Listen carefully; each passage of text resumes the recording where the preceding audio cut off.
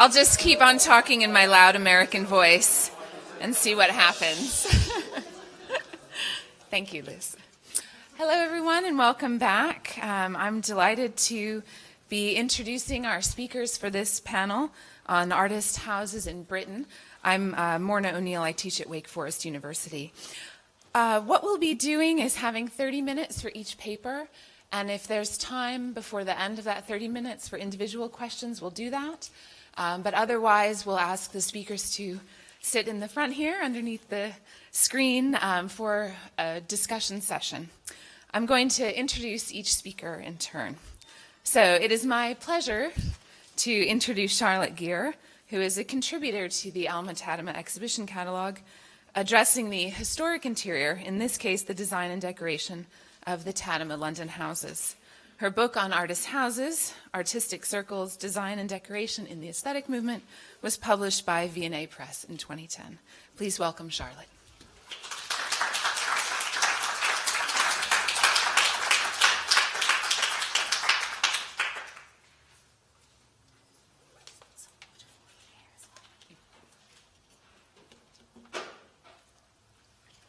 Thank you for the plug for my book. It always needs it. Now, I've taken my title from Beautiful Houses by Maria Liza Huyss. I believe this is the correct pronunciation, but I'm going to try and avoid saying it again. It was published in 1882, and I hope through her account we may discover why an Alma-Tadema house had such an exceptionally strong stamp of Lawrence Alma-Tadema's personality. Mary Eliza, wife of a charismatic and, as it transpired, expensively adulterous preacher, was prominent among advice givers, and her self-consciously artistic, vellum-bound volume, Beautiful Houses, is an essential source for Victorian artists and artistic homes. The house in question is not Casa Tadema, almost completely rebuilt to his own design, and therefore truly an Alma-Tadema house. Mary Eliza is describing his former home, Townsend House, at number 17 Titchfield Terrace, Regent's Park. Helen Zimmerman described it as a commonplace prosaic London house. It was a typical stuccoed North London villa, occupying a large plot with gardens back and front. Beautiful Houses gives the fullest account of Townsend House at that date, though not the only one. The same year saw publication by another journalist, Daniel Moncure Conway, of notes on Townsend House in his curiously titled collection, Travels in South Kensington. Two more articles appeared in periodicals in 1882, in the Magazine of Art and the Century magazine. In 1883, Laura Alma-Tadema's brother-in-law, Edmund Goss, labelled Townsend House as one of the most famous private dwellings of our time. Taken all together, they constitute a detailed tour of the whole house. Given contemporary bias in reporting towards the all-powerful husband, these sources do a grave injustice to Laura, Lawrence's second wife, who is his mostly unacknowledged collaborator. This was only partly redressed by Tadema's 1905 biographer, Percy Cross-Standing, who names her explicitly. The strain put on women in the Victorian studio, both domestically and socially, is a whole topic in itself. Always trying to push the boundaries, Beautiful Houses is an ambitious attempt to sample the atmosphere of each room through all the senses.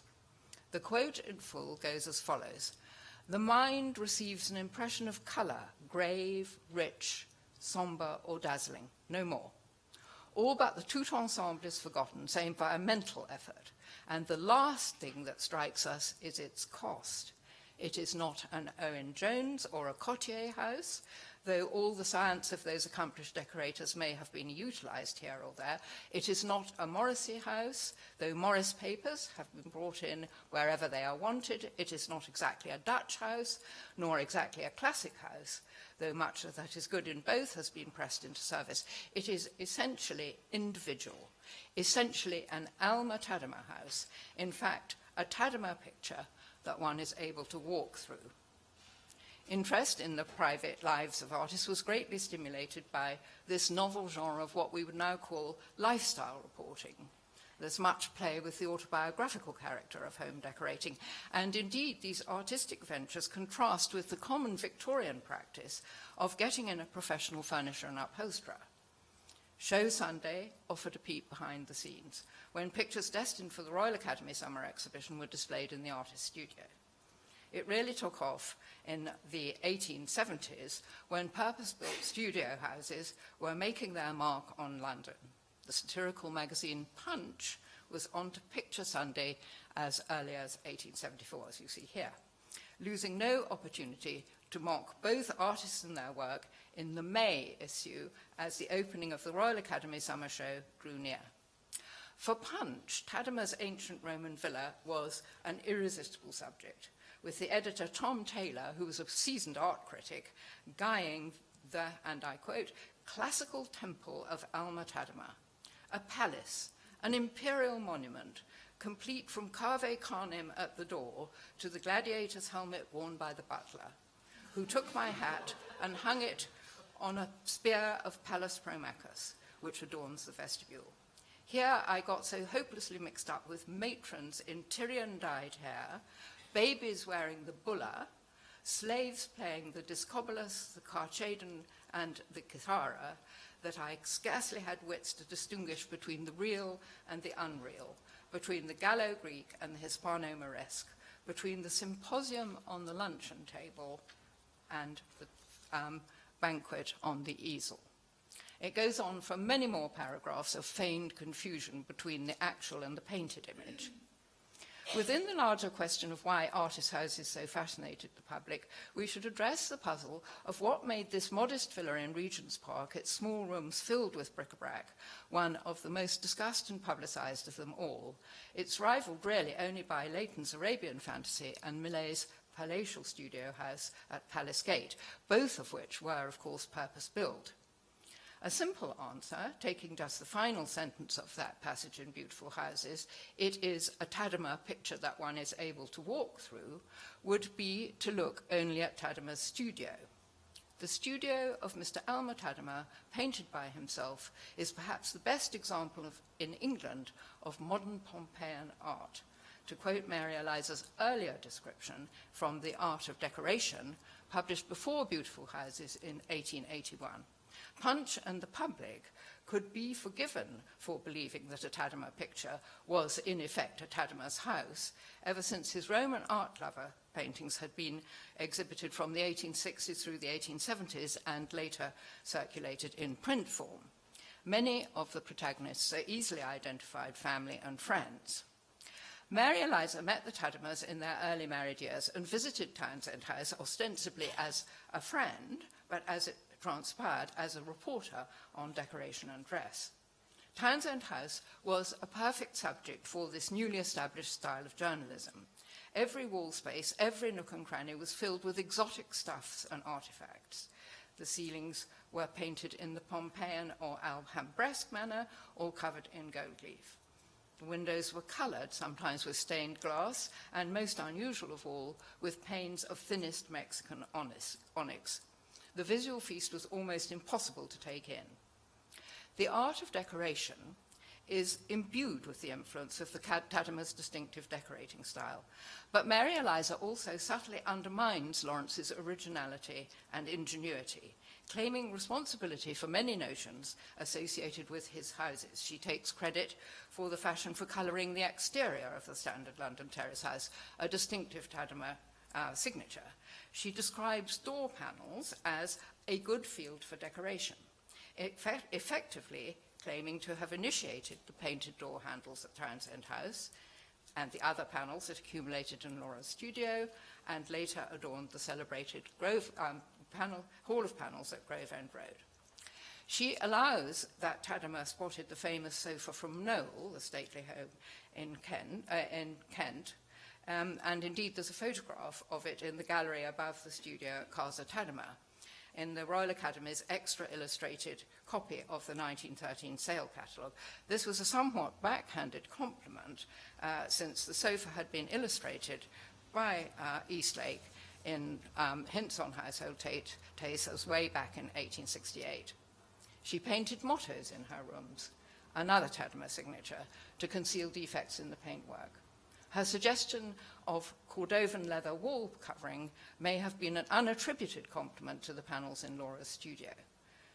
It was she who recommended Morris's pomegranate paper is easily dismissed. It was used as the backing to the Epps family screen before she even met the Tademas. Mary Eliza's emphatically negative examples invite a closer reading. It is not an Owen Jones or a Cottier house. It is not a Morrissey house. These are hardly up-to-the-minute examples. Owen Jones's Grammar of Ornament, textbook for the designer decorator of the time, was published in 1856, and he himself had died in 1874. Daniel Cottier established Cottier & Co., art furniture makers, glass and tile painters, in London in 1869, and in 1873 he had left to set up business in New York. From 1876, Morris & Co.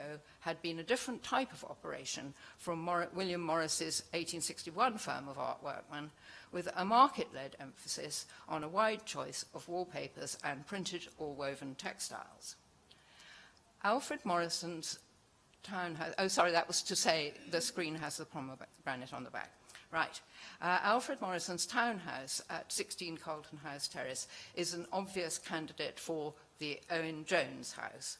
Much discussed since its completion in the early 1860s, the award-winning furniture by Jackson and Graham had raised the profile of British design at the Paris 1867 International Exhibition.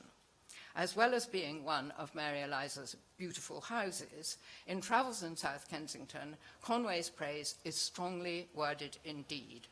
The truest monument to the genius of Owen Jones, a work which need fear no comparison with any other of whatever age or country. But there was an Owen Jones house much closer to both Mary Eliza and the Tademas. The Priory, was home to the novelist George Eliot and her partner George Lewis, biographer of Goethe, from 1863 to 1880. As George Eliot explains, Owen Jones kindly undertook to decorate the drawing room and dining room for us, and has made a very exquisite thing of it. Only the pursuit of artistic effect, he has drawn us into very serious expense, sacrificing our drawing room furniture and causing new furniture to be bought. This illustration, published by George Eliot's first biographer, does not make a case for Jones's singularity. But the drawing room wallpaper seems to have been custom-made for the house. When it was damaged by a workman, no piece was available to repair it, and it had to be done over again. Both families were acquainted with George Eliot, and were surely broad-minded enough to have attended her Sundays. Laura actually drew a pencil portrait of her famous subject at a St. James's Hall concert, itself a much-admired Jones building in Piccadilly. Scottish-born Daniel Cottier is the most elusive of the architect-designer decorators who left their mark on the art movement in the later half of the 19th century. Visual evidence for a Cottier house is thin. It's tempting to conclude that Mary Eliza's idea of a Cottier house derives from Clarence Cook's The House Beautiful, where Cottier, who designed the stylish cover, is the key exemplar. The articles in Scribner's magazine, from which The House Beautiful derived, are mentioned somewhat derisively in The Art of Decoration. But Cook provides far the most visual evidence for a Cottier house. His verdict is somewhat cool.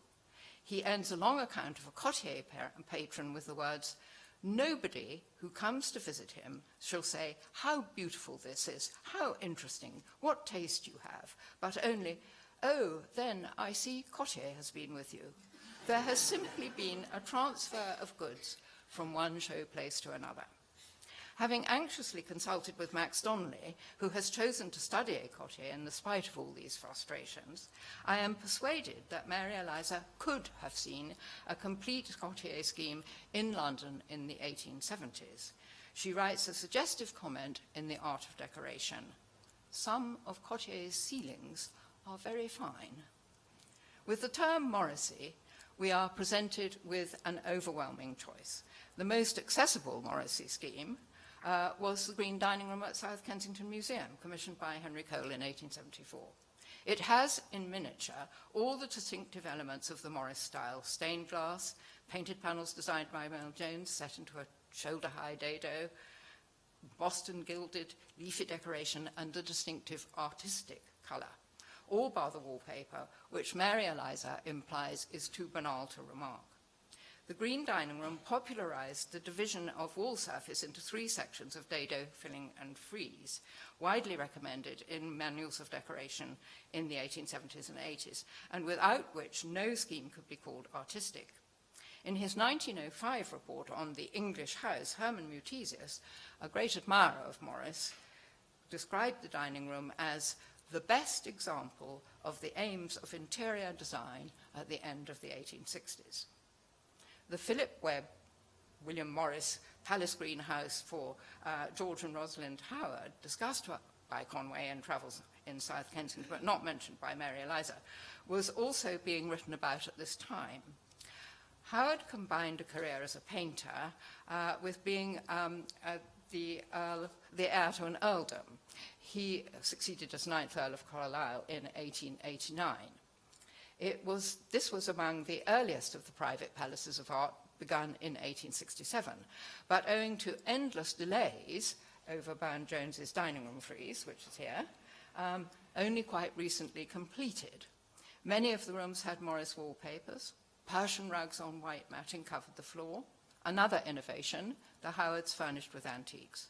In the conservatory were flower boxes made of Dutch tiles. Arrangements of pampas and dried grasses replaced the usual Victorian bouquets of hothouse and garden flowers. Essentially, the Howards' house is a pre-Raphaelite treasure box. It fits with what Morris and Burne Jones were thinking at the time, a rich gilded look, with panelled woodwork, patterned hangings, and wall painting, elements that were to be deployed, if rather differently, in Townsend House. However, certain clues in the art of decoration indicate another direction. The patronage of the Morris firm by the Anglo-Greek Ionides clan, who settled in the Holland Park area in the early 1860s. Mary Eliza uses the Empire sofa from Luke Ionides' Morris-decorated Upper Phillimore Gardens house as a desirable example of style. Luke's sister, Aglaya Coronio, was a particular friend of Morris, and evidently also of the Tademas. Anna's exquisite 1887 watercolour interior shows the Coronio hallway at 1A Holland Park. These houses, and most artists' purpose-built studios, are different from more self-conscious aesthetic projects in the ordinariness of much of the household furniture. Other than Morris firm products, which were in a reassuringly vernacular vein, there is little evidence of designer pieces. Rather than examples of Godwin and Dresser, the reality is often questionable antique pieces. Mary Eliza has something to say about dubious antique chairs. Yet another sliding at Tadema, and possibly at Leighton also.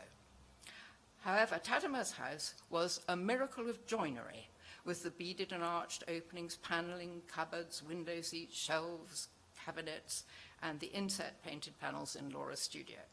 This may explain his facility with furniture design and why Alma-Tadema left a bequest to my carpenter, Tom Moore, in his will. Lawrence had received a cautious welcome into the St. John's Wood artistic colony, and with the move to Grove End Road, he was next door to his friend Philip Calderon.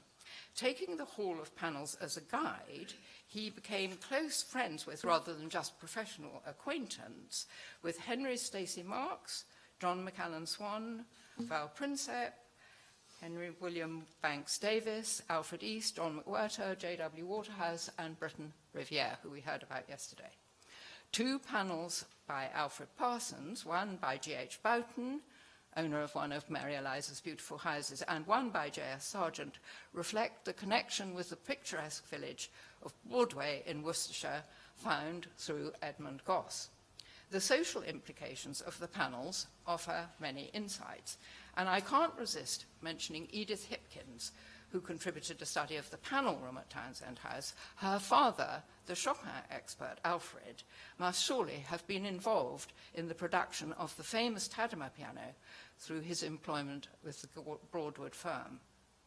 The panels are indicative rather than definitive, as everybody has already agreed. Burne-Jones is not there, although probably a more intimate friend of the Tademas than Leighton, who is. In conclusion, I would like to touch briefly on an aspect of the Alma-Tadema house that I believe has interesting future possibilities. Tadema, who had a passion for flowers, was famous for the minuteness and accuracy of his flower painting. He recommended a magnifying glass to appreciate the full perfection of his technique. He learned to paint in watercolor from copying the flower paintings of an older artist in his own birthplace, as the dedication to this example in the V&A demonstrates. In both the paintings and his houses, this is probably his sister, and the table, of course, belonged to Tadema, the use of flowers and their carefully selected containers, rarely vases in a conventional sense, provided a treasure trove of inspiration for artistic decorators. Informality and respect for flowers in their natural state, these were unusual as a bias for Victorian floral display. This was largely in the hands of florists like Solomons of Piccadilly, who for grand formal occasions hired out bank displays of exotic blooms and spreading palms. In this context, it is intriguing to consider the early career of Gertrude Jekyll, a friend of the St. John's Wood set. She was an embroiderer before she took up gardening, and her best patron was Tadema's friend Leighton. Did she imbibe her distinctive floral style, so like the Tadema taste, from artistic circles in which she moved in those early days? Thank you.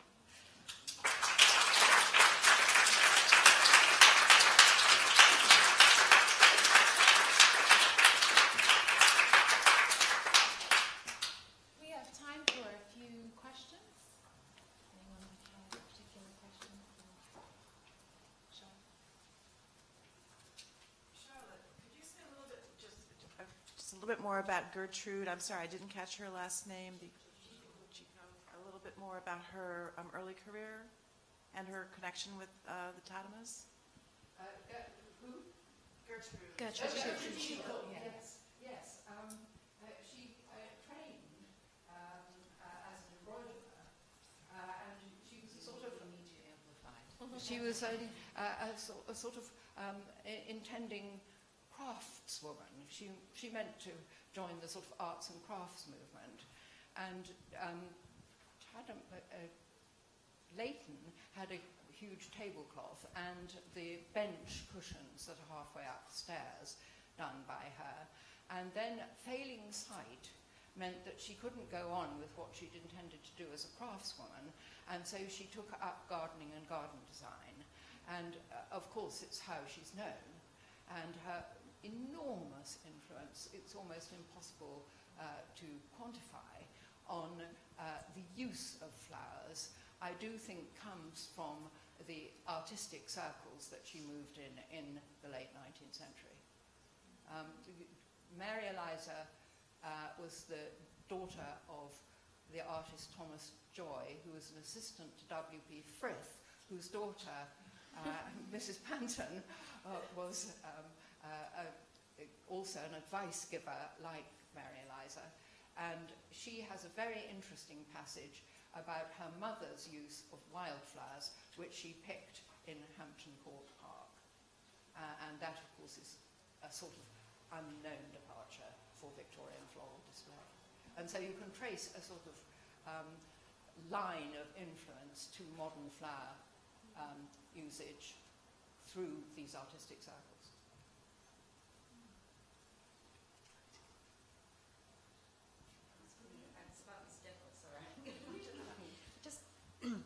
Does that predate Robinson's book, The Wild Garden? And are we more or less at the same time? Robinson's book comes absolutely timely for all those people. Because it's 63, isn't it? Gertrude Jekyll, of course, is Lutyens' partner. Yes, yes. And I think Robinson's book is first published in the 1860s. It's 1863, yeah. Yes. It's very and early. so, of course, I was terribly tempted just to junk the whole of my lecture and start on this topic, because I think that it's the way forward.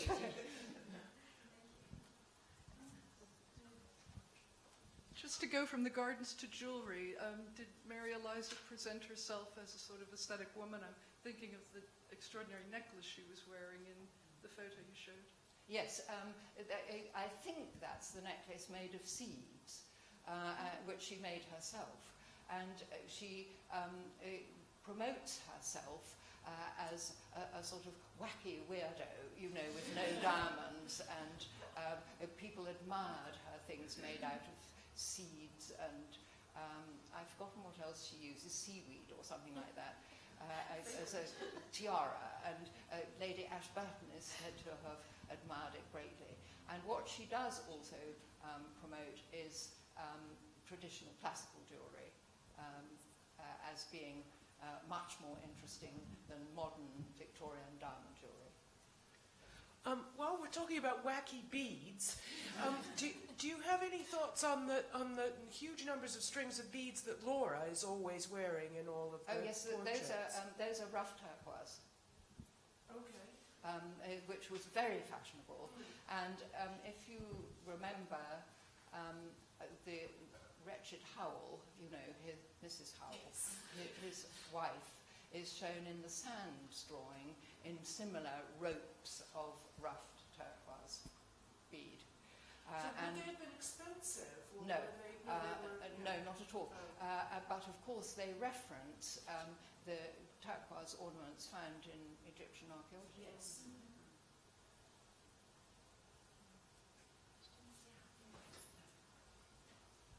She doesn't need that now. Yeah, thank you, Shelley. I was really interested to hear when you said that Mary Eliza first visited the Alma-Tademas as a friend and a kind of closer relation rather than a journalist, and it struck me from Stephen Calloway's paper yesterday saying that Rossetti's studio house was similar, but I was wondering if you could say a bit more about then the translation of that intimacy into the journalistic pursuit that Beautiful Houses ended up being. Do you think it influenced the way that she approached the Alma-Tadema's house in particular? Because was she particularly friendly with Leighton? I'm not sure beforehand. Seems to me unique.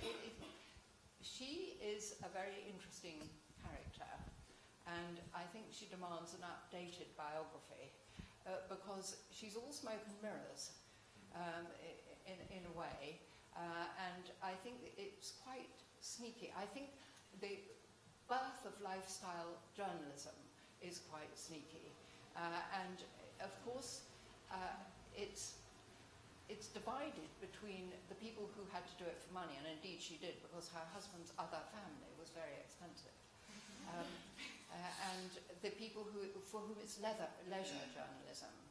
And I have informally a sort of student at the moment, and we are talking about leisure journalism when it's for, doing in the afternoons when you haven't anything better to do. And the difference between that and Mary Eliza and Jane Ann Panton and possibly Lady Dilke, who were paid. And it's an important income stream for them. And Mary Eliza talks a lot about, I need the money, I need the money. And so did Mrs. Panton.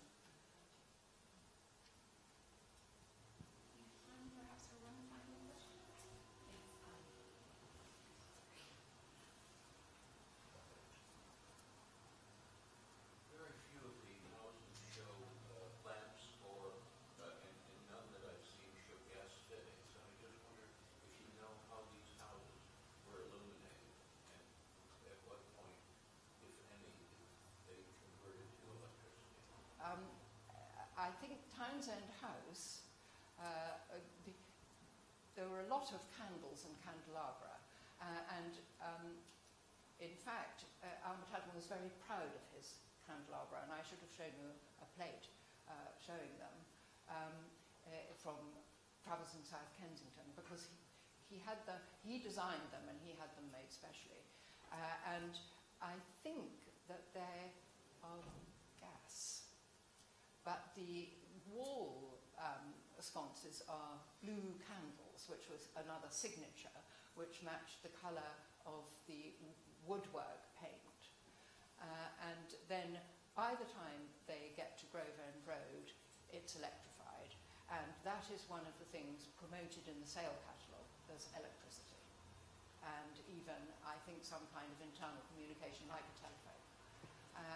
But electricity, of course, was very unforgiving in the early days because there were no, the one routinely shades, the flexible, which is the flex, simply had a bulb, an incandescent bulb on the end of it.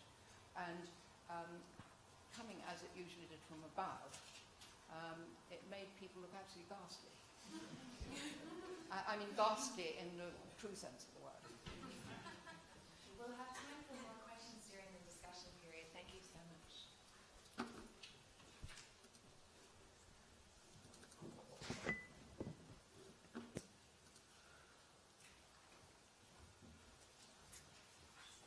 Well, next it's my pleasure to introduce Caroline Dakers, who is Professor of Cultural History at Central St. Martin's. Her study of the Holland Park Circle was published by Yale University Press in 1999, and since then she has written for Yale about the millionaire merchant collectors James and Alfred Morrison, and has just completed editing and contributing to A Cultural History of Fonthill, the site of William Beckford's famous abbey, to be published next year by UCL Press. Her research into Alma-Tadema will feed into a new book project commissioned by Princeton University Press and entitled Bohemians and Gentlemen, the Image of the Artist in British Society, 1850 to 1950. Please join me in welcoming Caroline.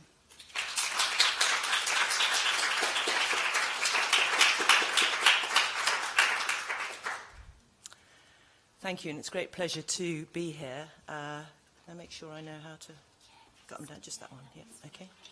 Right, thank you. So, my talk today was inspired by the Hampton-Stale particulars of Alma-Tadema's house in Grove End Road, which states, the whole property is in reality an artist's treasure house collected by one master mind. The word master is used again in a diary entry made by the Royal Academician Henry Woods when he describes Tadema's abilities hanging the RA Summer Exhibition in 1887. The influence of Alma-Tadema is everywhere. He is our master. In this paper, I shall explore Tadema as a mastermind, driven, ambitious, a perfectionist, controlling all aspects of his life, from his studio houses, be it the appearance and the activities in his home, including the education of his daughters and nephew, the production, the numbering, the display of his paintings, and the control of reproductions, the gathering and organization of his collection of photographs and books, his duties selecting and hanging works at the Royal Academy, his teaching, his relations with dealers and patrons, even his decision to become a denizen of Britain. His biographer Vern Swanson presents, I think, a chilling assessment. His presence dominated every facet of life in Grove End Road. He was a strict husband and father. I shall conclude by looking briefly at the lives of his daughters after his death, his continuing influence in their lives. For Tadema, taking and collecting photographs and building a library were closely linked to his practice as an artist. Charlotte Gere quotes from Tadema, commenting in 1895 about Grove End Road. In building my present house, I strove to make it so picturesque and decorated it in such diverse styles and feelings that even if at any time I should not feel inclined to work, I think that never happened at Tadema, my eyes must of necessity, in passing from one room to another, fall upon some object exciting enough in colour and form as to make me wish to paint. Of those objects, as well as the fabrics and the furnishings, there were some 4,000 plus books, many on ancient art and architecture. There were numerous sketchbooks and photographs, carefully organised by Tadema into a total of 167 portfolios. We know Tadema was taking and collecting photographs in 1863 on his first visit to Italy with his first wife, Pauline, and he never stopped. As well as ordering his reference material, he also numbered all his paintings with an opus number. The first one, number 1, 1850, and the last, 2 months before his death, number 408. And he registered his paintings to protect their copyright. And here you can see 13th of March 1874, the copyright registration of Joseph, overseer of Pharaoh's granaries. And incidentally, Tadema was the chairman of the British Law Copyright Committee. So control is absolutely key, I think, to his personality. From masterminding the ordering of his own works and his archive, I now want to look at Tadema's personal life. In particular, his canny acquisition, with his move to London, of a new family and then a new nationality. Though only recently widowed, his wooing of Laura Epps was brief and intense. It appears to have been love at first sight. And even though she was considerably younger, 16 years younger than him, he married her only a year or so after they first met. Her father's doubts, Laura was only 17 when they met, were swept aside by Tadema. Laura, aged 19, became a wife, but also a stepmother to Tadema's daughters, Laurence, aged 6, and Anna, aged 4. And she became a student of Tadema, she was already, and the hostess in Townsend House. At the same time, Tadema acquired an extensive and distinguished English family, revealed in this painting by Tadema and Laura together of all the Epps. And we have Epps here, husbands and wives. Tadema continued to paint his family, invariably inserting himself into the paintings, as if they were all part of his archive of source material, to be brought out in different costumes with different narratives. The family group of 1896 was a 25th wedding anniversary present from Tadema to Laura. His sense of family was powerful and lasting. Once married into his English family, Tadema quickly applied for the right to live in Britain, and he had a specific reason, as he explained in his petition to Queen Victoria, and I mentioned this yesterday, quote, that in prosecution of his said profession, your petitioner is desirous of becoming a member of the Royal Academy in England, and that no foreigners are admitted members of the Academy. His petition was successful on 2 counts. He was made a denizen of Britain with the right to live in the country for the rest of his life, and he was elected ARA just 3 years later, becoming a full RA in 1879. Meanwhile, his young wife, under his teaching and encouragement, took on his Dutch identity, reinforced by her painting Dutch subjects. Laura's role as stepmother was of considerable importance to Tadema, no doubt keeping his young daughters away from his studio while he worked, though she was still only 13 years older than Laurence and 15 years older than Anna. They could have been one family. But Townsend House was also a place of intensive productivity for Laura and the little girls. Laura was taught painting by Tadema, and she and Tadema taught the girls. They never went to school. At some time, Anna's talent for painting must have been spotted, with more intensive lessons from her father. Laura's brother-in-law, Edmund Goss, noticed the girls never played hide-and-seek or romped through the carefully presented rooms. And Charlotte Gere has noted their unusual clothes for little girls, traditional Dutch or quasi-medieval and artistic garments, their father's or their stepmother's choice. Here we have Laura, Tadema and the girls all together in the sculpture gallery, a painting about the buying and the selling of works of art, but also a painting by Tadema of his family. And this painting, and I'm interested to hear it was such an important picture for the exhibition. This painting is particularly interesting because it depicts the family with the next addition, the baby Pieter, Tadema's nephew, son of Tadema's sister, who died in Puerto Rico in 1875 in childbirth. After Arche's death, I'm sorry about the pronunciation, her husband seems to literally disappear, and Tadema takes in the baby. Pieter seems to have continued to live at Townsend Road and Grove Inn Road, presumably also being educated at home, until he went to the Royal Academy schools to study architecture. And along with his cousins and Laura, Pieter provided another child for Tadema to incorporate into his paintings. It is as if Tadema somehow collects any family members available, then incorporates them into his house and into his art. So there's a generosity here, but there's also this sense of acquisition and making use of by Tadema. By the time Tadema moved to Grove End Road, his family's artistic output had expanded considerably. The house has to be seen, I feel, as a most unusual workshop, a series of spaces in which Tadema, Laura, and Anna painted, Laurence wrote, and Peter, one assumes, eventually started drawing, designing. Grove End Road is a workshop for art, and Tadema says in 1897, "You've noticed, of course, that we possess no superfluous chambers, such as drawing rooms or mere fancy apartments. My idea was that the house should be a comfortable one and essentially a worker's home. Those rooms you have not seen are merely provided for our domestic requirements. My wife, my daughters, and I are all busy people, you know, and we require each room to be individually useful to us." In 1885, when the family moved to Grove End Road, Laura was 33, Laurence about 20, and Anna 18, and Peter about 10. It is clear that Tadema masterminded the design of the new house, the move, and the arrangement of his collection. Liz Pretjohn has commented, in one sense, it was though as his collections had been relocated and redisplayed in a larger space. The new house like a reconstruction of the old one. The Art Journal explained that Grove End Road was entirely designed by Alma-Tadema himself, with the technical assistance of Mr. Alfred Calderon. But Shelley Gere has added that Tadema saw himself as the principal designer.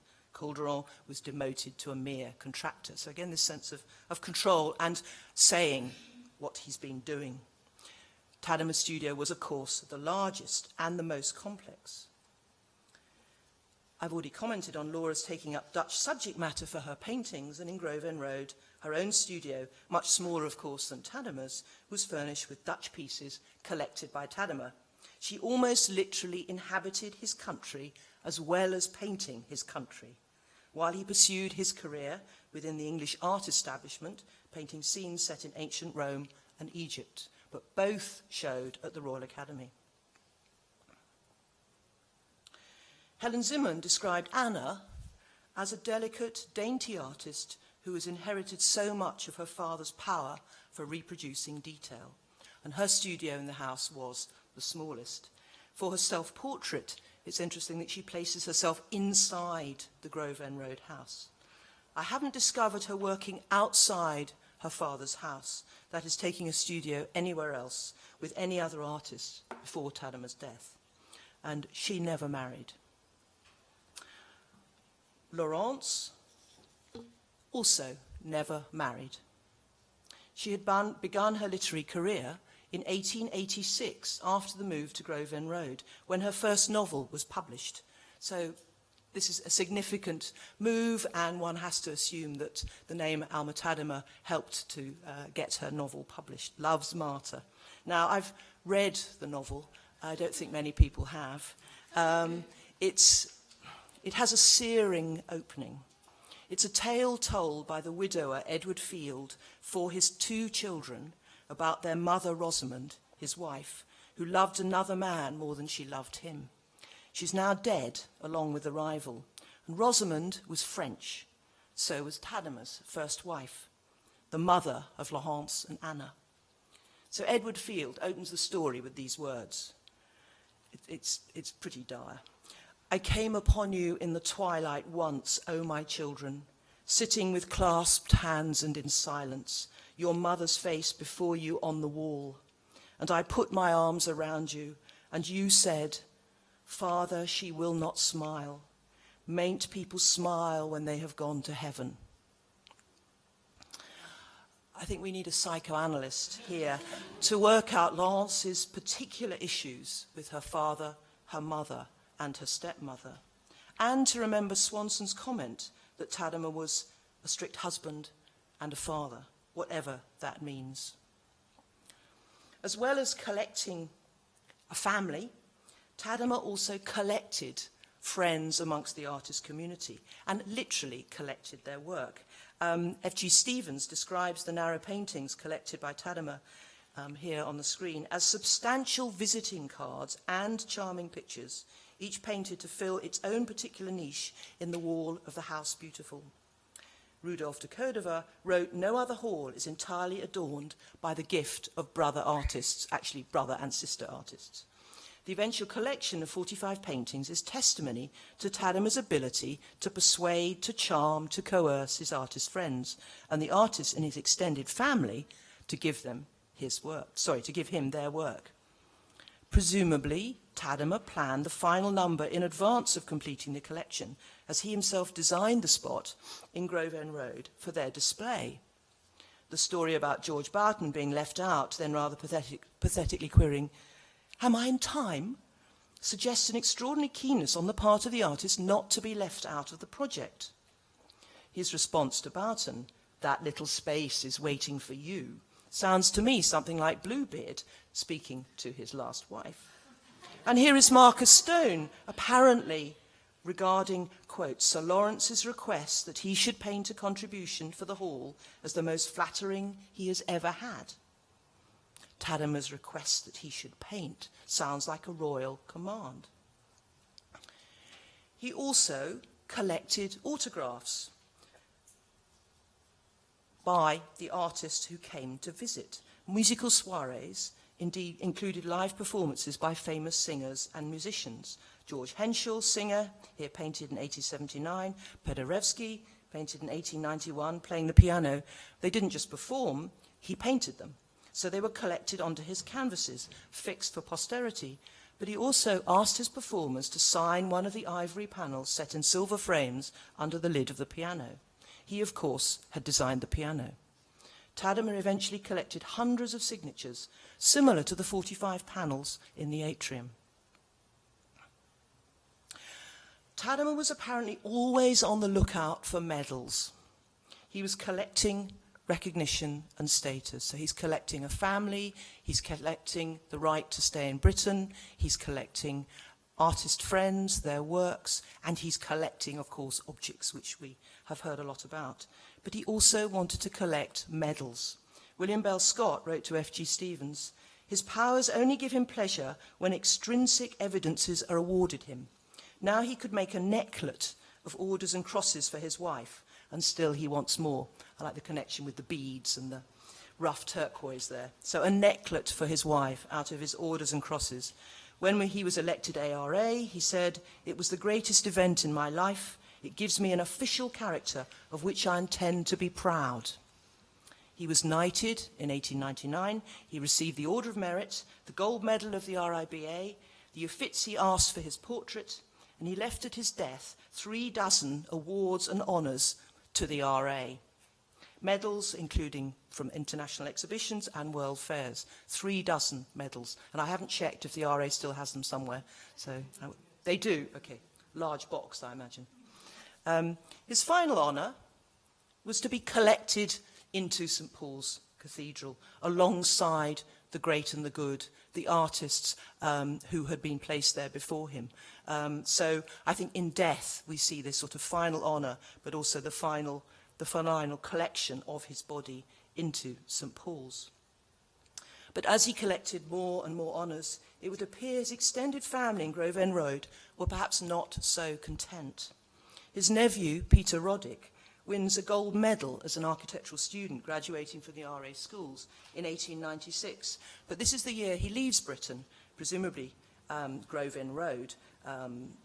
He leaves Grove End Road and leaves Britain and goes to pursue studies at the British School in Athens. And he doesn't seem to have returned to the family home, but this is very much work in progress. It's very hard to find very much information about the Tadema's family, the children that come after.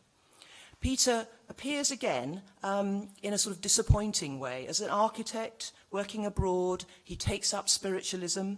In the 1920s, he's transformed into, quote, a modernist Greek god inside the head of the modernist author Hilda Doolittle.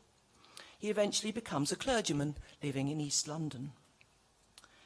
Anna and Lance became naturalised in 1896, the same year Peter graduated and left for Athens. They continued to live most of the time with their parents until their deaths, travelling for their health quite often with Laura. And Swanson says, the entire family was obsessed with health. and in the latter years, one or other was always absent, taking cures at prestigious European spas. And I just wonder if this is a sign of some stress, some anxiety that's coming out of this intensive Grove End Road workshop. Anna, in particular, seems to have painted less and less in the years just before Tadema's death. And in 1904, there's record that her neurotic behaviour led to a doctor declaring her temporarily insane. But she avoided being locked away, and her father and Laurence, her sister, took responsibility for her care. Laura died, Alma-Tadema's wife. Laura died in 1909, 3 years before Tadema, and was buried with her parents. She had inherited £46,000 from her uncle James Epps, the cocoa money, and the cocoa that we heard about yesterday, in 1908. Today's money, that's about 4 million. Okay, so she suddenly became very wealthy, but then died a year later. At her death, the girls got £1,000 each, and Peter £250. And various legacies to Tadema were made for his lifetime, and then to the girls, including the contents of her studio in Grove End Road, which she left to her daughter Anna. After Tadema's death, the income from the rest of her estate was to go to her stepdaughters, and then to their children if they had any. If no children, then on their death, half was to go to the Royal Academy as an Alma-Tadema scholarship, and the other half to 2 of her nieces. In 1909, Laurence was 44 and Anna 42, so they weren't married, and possibly it was unlikely that they would have any children. And both were still living, at least part of the time, in Grove End Road. Tadema's net value of his estate, when he died, was £44,555, about 4.5 million in today's money. His will was careful, setting out the future of parts of his collection. Of course, it was careful. Tadema left £100 each now to his daughters and Peter, also the contents of their sitting rooms and bedrooms at Grove End Road. So he's passing the contents of their rooms across to them. Sort of interesting will. He confirmed Laura's gift of the contents of her studio to Anna. Apart from some specific gifts of paintings and other items of value, he left his real and personal estate to be sold and his trustees to pay the income divided between Laurence and Anna for their lives. If they had children, the income would pass to their children. If one died childless before the other, the income would pass on to the surviving daughter and so on. But again, in 1912, there was no chance that they would have children. He confirmed Laura's wishes too, that after his children were dead and there were no heirs, the trust funds would be transferred to the RA to form the Alma-Tadema Scholarship. Sadly, following Tadema's death, Anna hardly painted, or perhaps she simply stopped showing. There was just one work in the RA in 1928, and I wonder if it was as if her creativity had ended with the loss of his controlling presence. Laurence, however, found a new life for herself, supporting Polish independence. She'd fallen in love with Paderewski when he was a guest at her father's house, and painted by him. Unfortunately, he married someone else, but she did the next best thing and took up this career as leader, as helping him in his leadership of the movement for Polish independence. And he was also Prime Minister of Poland, extraordinary man. She was secretary of the Poland and Polish Victims Relief Fund from 1915 to 1939, so a long career, which he founded in London. And she was awarded the CBE in 1918 for her services to Poland. She also acquired a cottage in Wittersham, Kent, before the death of her parents, and had very intensive friendships with actresses, including her neighbour Ellen Terry and Eleonora Dewes, who was a translator of Maeterlinck's plays, and also another neighbour, the symbolist Arthur Symonds, the symbolist poet. She built a hall of happy hours, this is what it was called, seating 100 people for the village to be used for music and plays. She also, and I think this is really weird, acquired and adopted a Polish and a Scottish girl. But she left nothing to the girls in her will. They disappear from the records. Back in 1897, she had written this song, which became really quite a popular song of the day, called If No One Ever Marries Me. And the last verse reads, when I am getting really old, at 28 or 9, I shall buy a little orphan girl and bring her up as mine. If no one ever marries me, I shan't mind it very much. Tadema's daughters spent much time and thought disposing of their father's collection, and this is where I feel they never escaped. They went on working with his collection, deciding where it would go. I mean, thankfully for us, they did do that, but I just sense this overwhelming power of the father still there. His library and collection of prints, drawings and photographs, 4,000 books, 2,000 prints, drawings and tracings, 5,000 photographs, went first to the V&A Museum in 1915, and in 1947 the collection was transferred from the V&A to the University of Birmingham, where they are now. After their deaths, Laura and Tadema's trust fund was given, indeed, to the Royal Academy Schools to establish the Alma-Tadema Scholarship. Tadema could still be there at the RA as a presence, as this mastermind within the RA. My final quote from Comans Carr, who commented that Tadema never acquired complete mastery over our language. However, evidence of his mastermind, as if he is still alive and in control, is to be found in his extensive collections of books, photographs and sketches, but it's also there in the depiction of his houses and their contents and his family inside his paintings. Thank you.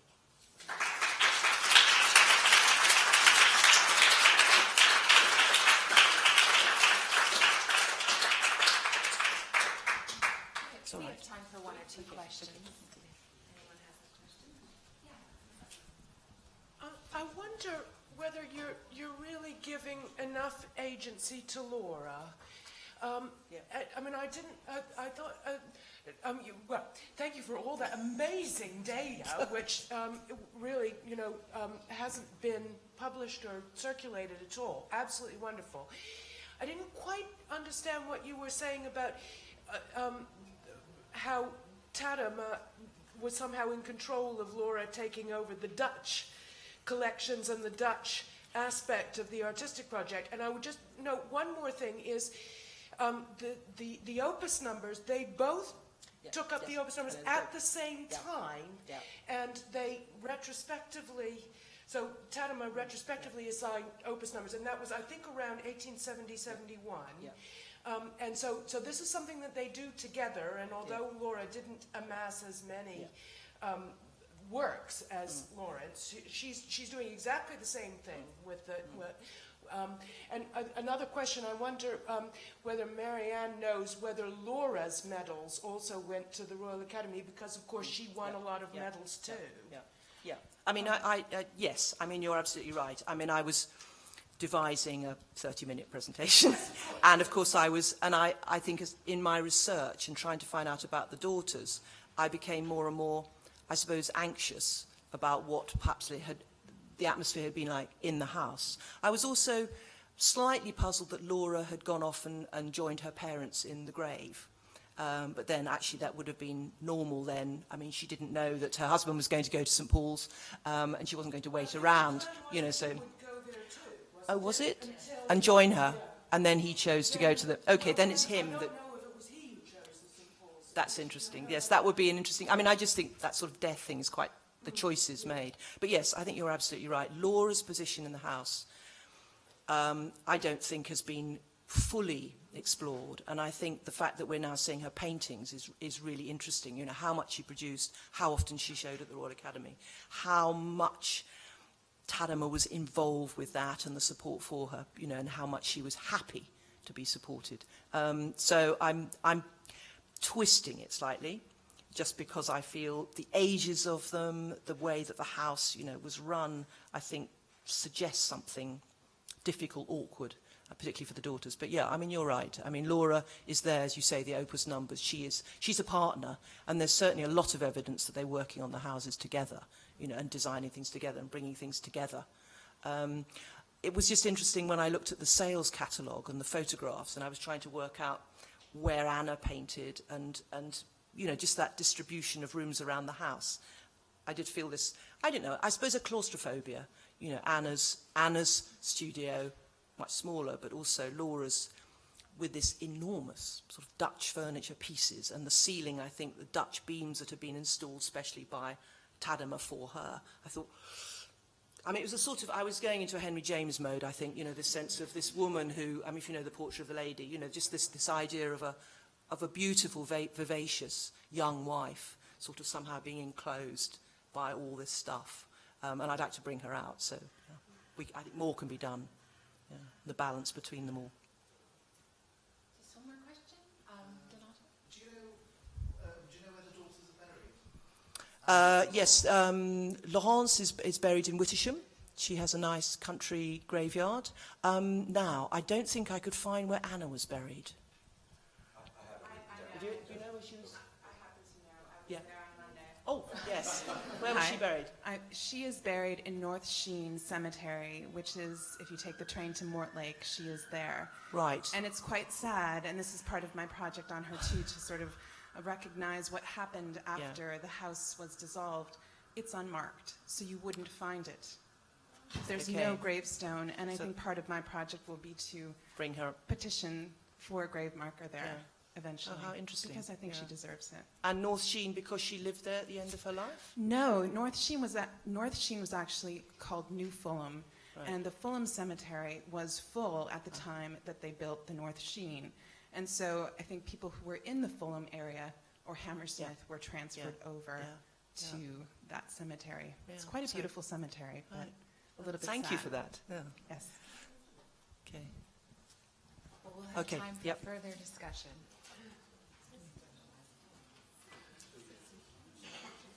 Do me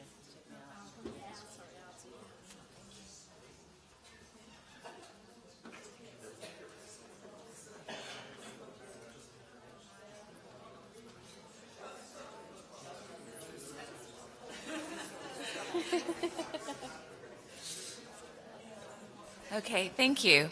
So, our final speaker for this session, if I could have your attention, please. Shh. That works with toddlers, too.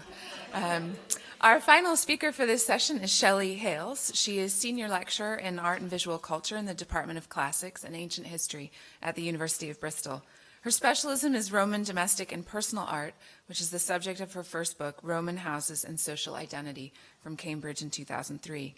In the course of working on Pompeii, she's become acutely aware of the ways in which the archaeology and interpretation of the city's domestic remains are dependent upon the creative reception of the site since its rediscovery in 1748, but particularly during the 19th century.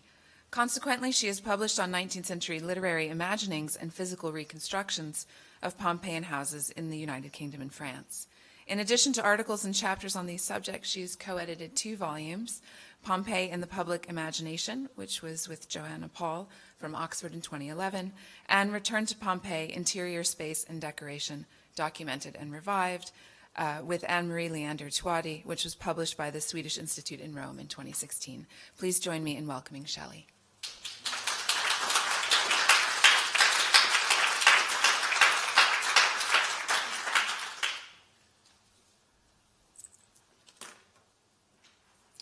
Thank you. I'm very pleased to be here, and I'm learning a lot, but I am a classicist, so forgive me if I say really clunky things about the 19th century. And this paper is the outset rather than the culmination of engagement with Alma-Tadema Studios houses, but I'm sort of thinking that hopefully there's some use in just showing you what immediately struck me as particular about these houses in the context of the research I have done in other aspects of the 19th century interest in Pompeii. Because these studio houses come at the end of a century of intense interest in the role of Pompeian domestic art and architecture as a design for modern life. A trend firstly observable in the neo-Pompeian interiors of the mid-century, but developed earlier neoclassical designs into a more precisely archaeological reconstruction. The mode develops to full-scale architectural recreations. These start with the Pompeianum at Aschaffenburg, commissioned by Ludwig I of Bavaria in 1840. It was realised in England as the Pompeian court of the 1854 Sydenham Crystal Palace, and in Paris by the Maison Pompeienne, built for Prince Jerome Napoleon in 1856. The last gasp might be recognised as the Roman house built by Charles Garnier for his History of Human Habitation exhibit at the 1889 Exposition Universelle. By the 1880s, Neo-Pompeian painting had fallen out of favour, and the great reconstructions were also in abeyance. Crystal Palace was past its initial glory days, Garnier's houses were demolished at the end of the Expo, and the Maison Pompeienne, already abandoned by Jerome in 1860, was bulldozed in 1891. The apparent success of Alma-Tadema's homes invites us to consider how the process of creating, viewing and living in them might allow those within to cite their antique antecedents, that is to say, to perform the past so much more obviously than the moribund recollections of the earlier part of the century. Both houses received reviews which show a remarkable inclination to be embraced by the fantasy world created inside. The determination to see the artist in a setting fitting his own visions of antiquity could be at some odds with reality. Frederick Dolman's 1899 description of Grove End Road suggests that this home, more than any other, illustrates the artistic beauty of domiciles such as Horace and Cicero knew, and such as are suggested to us today in the finest remains of Pompeian Herculaneum. The atrium, triclinium, peristyle, impluvium, and other features which Lord Lytton describes with so much detail in the last days of Pompeii have been reproduced with as much fidelity as was consistent with present-day convenience and the English climate. That description is clearly loopy and rather outmoded in its insistence on such fullness. Neither of the Alma-Tadema's homes get anywhere near or show any interest in reproducing a Pompeian residence. Horace and Cicero would have been much more at home in the Pompeian court at the Crystal Palace than in the more eclectic interiors of either Townsend House or Grove End Road. Of course, this eclecticism itself helped reinforce the house's success to contemporary critics, since it accorded so much more with contemporary taste than older Neo-Pompeian fashion that was now considered retrograde and dowdy. But it also makes even more intriguing how the houses could be so effective in meeting the demands of critics such as Dolman that seemed so evocative of the expectations of the reconstructed ancient buildings from several decades before. In Townsend House, aside from the fountain and the Parthenon frieze in the Gold Room, antiquity was most fully expressed by the Pompeian paintings in the studio and its immediate approach. But they were not actually very Pompeian. The ceiling was based not on the latest excavations at Pompeii, but on the ceilings of the Baths of Titus, which are actually the vaults of Nero's Golden House, made famous by the plates of Murray's 1776 publication and common in the outmoded repertoire of 18th century arabesque decoration. Much later, the design would ironically become more modish by its appearance in Unconscious Rivals. At the time, the Pompeian walls hardly seemed worth further comment to Wilfrid Meynell, who classed them as curious rather than delightful. Helen Zimmern looks closer, finding the ways in which Alma-Tadema has deliberately provided an antidote to the po-faced conformism of Neo-Pompeian interiors. The individual element, I don't have any pictures of this, I'm sorry, but as she describes it, the individual elements of the panel showed the contemporary tools of various home decorating trades, such as of plasterers and painters, which both produce a laugh about the status of Alma-Tadema as the hand behind the walls and involve the trompe-l'oeil joke, wet paint. Such a lack of deference to the antique reveals a distinctly comfortable relationship with Pompeian walls. At Grove End Road, the studio, of course, left Pompeii largely behind in pursuit of a grander, more expansive antiquity. The more obvious Pompeian remnants are confined to the tiny atrium area and the entrance door. The frame is modelled on that of the Eumachia building in Pompeii, with its scroll of acanthus interspersed with birds and insects. This huge edifice, it's this one, which fronted onto the Forum, was by the 1880s recognised as a high-status building for the cloth manufacturers of Pompeii. At Grove End Road, the doorway's been translated from marble to bronze and significantly shrunk in scale. It's made bigger again and returned to marble to serve as the doorframe in the sculpture gallery behind the Alma-Tademas. Over the lintel reads Salve, a word of welcome that had clearly become synonymous with Pompeian houses. Here, Alma-Tadema reinforces it. Oh, sorry, excuse me, I don't know where the picture's gone. There it is. Sorry, they're all out of order. There we go. Here, Alma-Tadema reinforces its veracity by painting it back into antiquity. However, the welcome was actually pretty rare. The pavement in front of the House of the Faun famously has a variant archway, but the salway itself came from the entrance mosaic in one house, that of the Vestals. Alma-Tadema's relation to the salway mosaic reveals the difficulties in disentangling Pompey's ruins and other contemporary recreations. His own returning home from market features both that mosaic and an adaptation of the Beware of the Dog mosaic that greeted visitors to the house of the tragic poet in Pompeii, and it's also referenced in the punch that we just heard from Charlotte. One review of the painting describes the entrance such as may be seen in the Pompeian court of the Crystal Palace, where the same motifs also appeared, the dog in the vestibule and the salway strips in both the side entrances. This rather merciless parody of the Maison Pompeienne, which again has shades of that Punch article referring to Alma-Tadema's home, reveals the same combination. This simple example shows how quickly these reconstructions set themselves on an equal footing with, and in some cases even surpassed their original models. This churning of reference created a decidedly 19th century antiquity that claimed authenticity through familiarity to modern eyes, no longer distinguishable from antiquity itself. A consequence of this interminable set of intertexts, seemed to me, is that they fix a vision of antiquity that often actually lagged behind discoveries at Pompeii itself. During his career, both Pompeii and Rome underwent a huge amount of excavation and change that Alma-Tadema bemoans in one later interview. Whilst one could sympathise with the bewilderment he might have felt at the thorough rearrangement of Rome during the years after unification, his frustration at the state of Pompeii seemed unduly harsh. It's true that on his first visit, the site must have been very exciting. The heroic Giuseppe Fiorelli was now in charge, and all the great discoveries of a century of excavation were fully accessible, including the houses of the Faun, the tragic poet, and the Dioscuri. But the last 20 years of the century saw the excavation of some of the city's most stunning houses, the gilded Cupids, the silver wedding, the centenary, and the Vetii. And they would appear to play to Alma-Tadema's concerns so well. The theatrical frontage to the dining room here, the stunning garden here. Most importantly, these houses all benefited from the beginning of a policy of simultaneous excavation and reconstruction, creating full Pompeian fantasies on site. But they seem to me to be curiously missing on first sight from Alma-Tadema's work.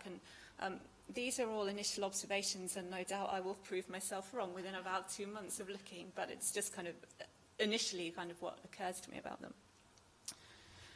But if the material manifestation of Pompeianness seems so meagre, there are qualities of these houses, the studio houses that is, that seem fundamentally to respond to experience of the Pompeian ruins. The idea that the modern eclecticism and exoticism which threatens to occlude the antique in these houses may have Pompeian antecedents perhaps seems far-fetched. Oh my goodness, sorry, they've all got out of order. There we go. Particularly when it's precisely the oriental wall panel that seems to let down the authenticity of this early attempt at a Roman interior, even if we are to imagine this scribe writing from a distant province. Even more so, perhaps, in the 19th century, when the predilection for Pompeian panels with Greek myth paintings or floating figures created a uniformity that said more about lingering neoclassical ideas of the antique than the taste of Pompeian homeowners. Pompeian decoration is nothing if not a fantastic melange of subjects, themes, and moods.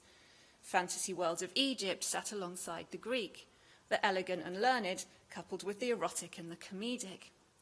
Animals from across the world share indeterminate landscapes, a fantasy made possible in both painting and the arena by the buying power of empire.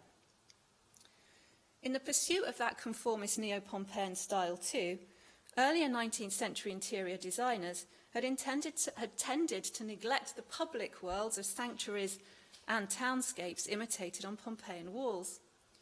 Likewise, in creating a particularly domestic mode of Roman living, architects overlooked the ways in which Pompeian houses borrowed from public models. Alma-Tadema, oh dear. Just pretend you're seeing it. Alma-Tadema's studio apse reveals an architecture borrowed from churches, basilicas and bathhouses that would not actually become de rigueur in domestic Pompeii, but would certainly be key components of later Roman homes. It might seem a simple mistake that caused commentators to refer to the origin of the entrance door frame as the house of Eumachia, but the error must surely also reflect a determination to preserve and stress a fantasy of the studio house's domestic heritage. In fact, given the Eumachia building's monumental size and civic function, traversing through its doorframe to Alma-Tadema's studio promises something so much more than a purely domestic beyond. Roman houses were suffused with reference to the public because they were essentially public spaces, crucial to the socio-political life of their paterfamilias. Partly through reference to Vitruvius and partly by observation of the ruins at Pompeii, the public nature of ancient homes was well known, a private world imagined rather speculatively to lurk in the destroyed second stories. Despite his tendency to emphasize domesticity and retreat over socio-political action in his own painted ancient homes, Alma-Tadema certainly appears to have recognized his studio homes as essentially public spaces from which to propel a persona into the outside world. The stress on entertaining at once lends the place life and purpose and pushes purely private spaces to the periphery, squashing any idealization of domestic retreat. The through suite of rooms and lack of doorways which encouraged this air of public openness was surely inspired by the Pompeian remains. Devoid of doors and the curtains that once hung over them, the ruins of Pompeii articulated the ways in which sightlines were cleverly managed in Roman architecture. The open doorways of Pompeian houses attracted comment, and both speculation and careful observation went into considering the curtains, screens, and other temporary obstacles that could be deployed to reveal or obscure glimpses of the interior. William Gere talks enthusiastically about a curtain pole found in Herculaneum and the shutters in the House of the Tragic Poet. The door in the Townsend studio, decorated with what I presume to be this image of Dionysus from a famous Greek cup, and which could be rolled down to shield what was going on inside, and the ingenious doors that, when opened up together, provided a screen to shield the passage into the more private parts of that house, are a brilliant demonstration of these kinds of tricks. The emphasis on laying open the home also allowed the creation of views through that perhaps reflected and encouraged Alma-Tadema's own compositional practices. His complex vistas are considered to be very modern, but again were at least likely partly inspired by the ruins at Pompeii. This lithograph of the House of the Dioscuri shows just some of the possible vistas to be explored from one vantage point. The split-level ground floor of the house of Marcus Lucretius offered interesting perspectives upwards, as well as showing how one space, in this case the fountain garden, could be viewed from very many different angles, depending on whether one looked up from the tablinum in front of it or obliquely across from the dining room. In this respect, Alma-Tadema's painterly perspective was way ahead of scholarship. August Mau, the most modern of ancient historians, was still confining his discussion of Pompeian houses to the material rather than the spatial, and serious discussion of the views in houses would be deferred until much later into the 20th century. The shift to consider the space of the house and the environments created by the art and architecture, rather than simply those material details, was undeveloped in the 19th century, but there was some inkling of the performative nature of the Pompeian house. Ernest Feydeau talks of the theatre of the morning ritual of salutatio, whilst William Gell, back in the House of the Dioscuri, talks about it seeming ever on the verge of hosting a fete or assembly. If the Townsend House is essentially an Alma-Tadema painting that one is able to walk through, visitors did so by attending parties, listening to recitals, and admiring the artist's work, perhaps wittingly or unwittingly tracing the actions of the models and the painted characters they became in the paintings. The spaces of the house in which the past is openly relived through the present create an ambiguity in which the visitor may find himself not only looking at but living in an artwork. Suspended in this time, visitors' use of terms like fairyland seem less banal. In these houses, not only the architectural details of fabric patterns, but objects like the Hildesheim crater, which you can see here, and also there's as well. And of course, even the family's faces seeped out of the canvas beyond the studio and into the lived house, fleeting glimpses to pull back visitors into the past. They created an ambiance around their inhabitants whose private life and public personae, living present and painted past, melded into one, so artfully arranged that all seemed perfectly natural. All prompts helped, of course, by the photographic prints of Alma-Tadema's painted worlds, which authenticated them, by affording them the archive status as the Pompeian interiors captured in the Giorgio Somma photographs in Alma-Tadema's collection, perhaps in the same way as the photograph of the Pompeian court sits so unobtrusively as genuinely Roman in his archive collection. To recognise that these houses are ancient houses constructed in their maker's own image, then, is not to state a banal inevitability. Oh my goodness, it's all gone away. Oh, it happened to you, didn't it? It's gone away off here. Still there. That's okay. A conscious repeated self-citation allows the Alma-Tademas and their guests to perform themselves into their own canvases and their own antique pasts. The resultant confection no longer needed the external verification of Pompeii. The seesaw of times begins to change how we might look at the paintings. The Roman scribe starts to become less of a novice's error when set against these later paintings, which are analysed in the catalogue for precisely this slippage between times and places. Here, representation does not mimic or reflect, but generates new original returns to the past, which are recast as a kind of reception of the past, always locked in the present. The environment created by such ambiguity might best be understood with reference to Foucault's concept of heterochronic heterotopia. That is, a place of otherness in which time and place might be freed temporarily from the restrictions of the real world around it. In order to investigate the success of the strategy further, we might juxtapose In My Studio with another painting, likewise apparently of antiquity, but whose title announces its modernity, Boulanger's painting of the atrium of the Maison Pompeienne.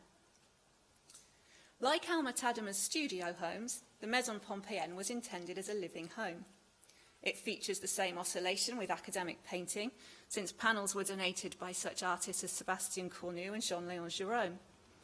Gérôme himself was simultaneously hailed as Le Pompéen in his work as ancient craftsman decorating the Maison's walls, and as Pompéiste, as Théophile Gautier would class the Neo-Grecs, because this painting, itself a fantasy of ancient domestic space decorated in Pompeian style, hung in the Maison's picture gallery. And like Alma-Tadema's house, the living space could be imagined by a slippage between the present and the painted antiquity. Gautier, wandering through the house looking for the baths, explicitly sets off expecting to see Cesario's tepidarium bathers come to life. Not surprising, perhaps, either to hear enthusiastic critics talking about that house as Jerome Napoleon's rêve or fantasy, just as Grove End visitors embraced Alma-Tadema's fairyland. There were literary pasts lurking here too. The Maison was said to be based on the villa of Diomedes, excavated outside Pompeii's Herculaneum Gate, with the impressive find of the imprint of an ample breast that would become the inspiration for Théophile Gautier's Aria Marcella, a comely ghost conjured up from the ruins by a young tourist passion. For the inaugural gala, Gautier composed a prologue in which he resurrected the heroine of his novel in the indeterminate time-space of the Maison. Aria awakes, brushing cinders from her clothes, to find her home seemingly intact. This occasion is the subject of Boulanger's painting, which frames itself simultaneously as document of a contemporary event and classical genre scene. Its title and form a self-conscious echo of his own painting of a theatrical performance in the house of the tragic poet. The figures in this painting are not quite straightforwardly all of the same kind of costumed actors. The female figure on the left is the actress who took the part of Aria, but the togaed man next to her is not another member of the troupe, but the playwright himself, Theo Gautier. Gautier is here temporarily inserted into his own drama, and the fantasy is so powerful because Aria herself was both literally in the narrative of the prologue and creatively, in terms of intertext with Gautier's earlier work, resurrected in the Maison Pompeienne, which was modelled on the villa of Diomedes, the setting for that earlier work. All under a Jupiter, who's actually Napoleon Bonaparte, and in front of panels painted by Cornu. The painting seems to show the utter success of a living antiquity, caught up in a truly heterotopic suspension of times and places. But at the end of the prologue, Arria looks up through the compluvium, that's the hole in the roof, to see the grey skies of Paris and to realise she's simply there as a comic interlude. Ordinarily, the compluvium was covered by a curtain to avoid just this sort of awkward revelation, a precaution also taken at Grove End Road. Arria's peek through the compluvium is comical but also potentially disastrous. Why would Gautier threaten the fantasy of the Maison by exposing its fakery? But of course we must remember that Arria sees the Parisian sky from within the play, so the exposure can be safely neutralised as theatre, thus protecting the performance of being in the Maison even as it points to it. Boulanger's painting does the same, at one hand affirming the performative possibilities of the Maison while exposing that as mere theatre by the title's explicit reference to the mechanics of theatrical performance. But what's possible to balance within Boulanger's canvas is harder to sustain in real life. The effort to keep up the completeness of the antique setting made any attempt to bring in the modern almost impossible. Unkind critics of the painting pointed out that Gautier was too tubby for his toga, and the laborious workarounds to explain away the Maison's electric cables and gas lamps began to prize apart the modern and ancient, which the heterotopic, or rather heterochronic, depended on mixing together. The failure to sustain the reverie promised in the painting that ensures the interior's animation causes it to revert to an inanimate tableau. Its overdetermined visual fullness is exposed as a means of masking its lack of life. It's telling that the Boulanger painting shuts out the one who should be the most important player, Jerome Napoleon. Alienated, he's said to have cast a dejected eye at the finished Maison, like a painter who has worked long on a painting and cannot bear to look at it anymore. The failures of the Maison concur with the feelings being expressed about period homes by the end of the century. In praising Townsend's House avoidance of such overdeterminedness, the write-up in the Magazine of Art says of the dangers of going for a period home, "We are ourselves the standing anachronisms to our dwellings, thinking, feeling, acting, and dressing out of date." Such experiment is revealed as merely theatre. I'm reminded of Cosmo Monkhouse's comparison between Alma-Tadema and Jerome. Jerome may be the only artist who comes near Alma-Tadema in resurrecting antiquity, but his efforts are too forced. He becomes theatrical. In attending to the criticism of Townsend House, Liz concedes that the house interiors had the character of stage settings, and they could equally serve, to use Alma-Tadema's own term, as a backdrop, equally to painted or contemporary lived drama. The nature of the experience within is hinted at by the first knock, when the visitor finds himself confronting the bronze mask on the front door. But whilst what inside is theatrical, it's not simply alienable as theatre. Alma-Tadema's antiquity might be understood as a living, modern and somehow natural antiquity, because for all its stage practices, it managed to keep the heterotopic going, suspending occupants in this indeterminate space. This is why a piano recital at Townsend House seems so natural, whilst the very idea of the appearance of such an instrument in the Maison Pompeian is so risible. You can see the Etruscan piano up the top there. Not least, perhaps, because it was never a finished canvas. Again, as Liz suggests, these homes were always works in progress, like the canvases in both the Tadema's studios. That made it possible for the Alma-Tademas and their friends to move in their togas equally comfortably through the house at parties as through the paintings. Whilst discussions of the correct use of period detail might be posed as essentially aesthetic, the language used in describing the nature of representing the past speak rather differently about the possibilities of domestic interiors.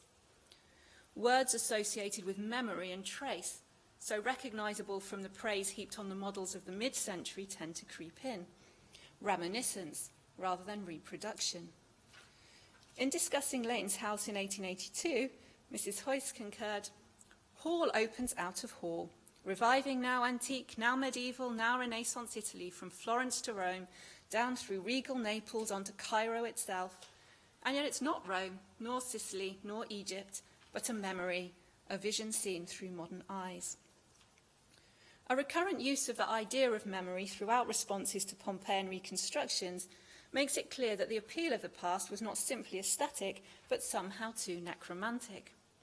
The material reproduction of the past is both the result of being remembered and a vehicle of remembering. The reward of remembering is a manifestation, however fleeting, of the desired absent back into the material world. Indeed, Alma-Tadema's paintings themselves may be understood as a kind of bringing forth of Pompeii's ghost, raising the denizens of Pompeii from their graves, as Cosmo Monkhouse put it. What's imagined as constituting memory here seems to be the fantasy inspired by reverie, which itself is inspired by contemplation of or immersion in the material environment, fantasies that then pose as imprinted memories. Responses to the Crystal Palace, the Maison Pompeienne, and even to Garnier's apparently more anthropological project at the Paris Expo often overtly included an almost spiritualist inkling that somehow these environments might summon up the long dead.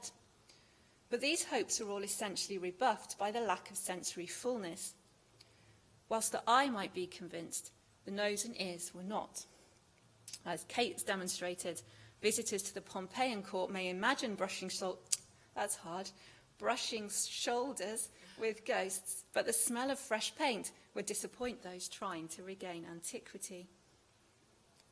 The true extent of the success of the Alma-Tadema's homes in realising this fantasy is indicated by the involvement of all senses, because so many of the traces are organic rather than material.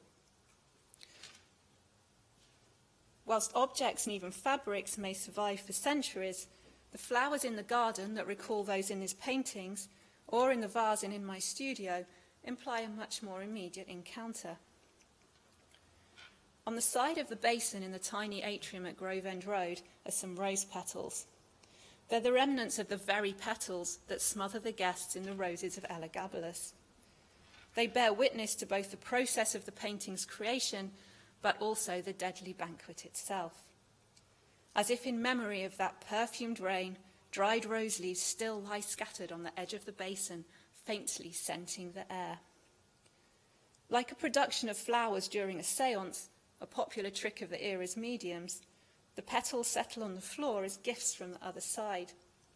In this instance, the past of the painting becomes a tangible sensory haunting, a whiff of the past so fresh that it can only just have passed, an indication that we are truly in a heterotopic fairyland. And just as a postscript, I just want to add one more thing, because staying on the subject of flowers, it seems to me that of all the images in the catalogue, the one that most reflects the imminent failure of the Maison Pompeienne as captured by Boulanger is this photograph of Alma-Tadema's coffin. With its owner and creator's demise, the project is finally finished, and the animation that sustained the fantasy is gone. This photograph kind of just keeping hold of those flowers kind of still fresh just for the time the photo is taken. And that simultaneous loss of one of the last great recreators of antiquity and one of the final attempts to create a lived ancient interior coincide with a sea change in Pompeian archaeology. In 1910, a new director of excavations, Vittorio Spinazzola, abandoned a policy of systematically uncovering the site in favour of digging to answer a predetermined inquiry, which in his case was trying to work out the syntax of the city's economy.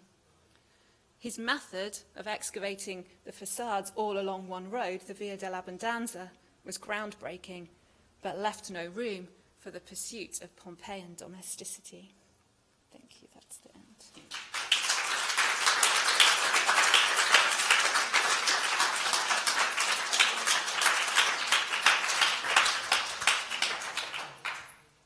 Thank you so much, Shelley.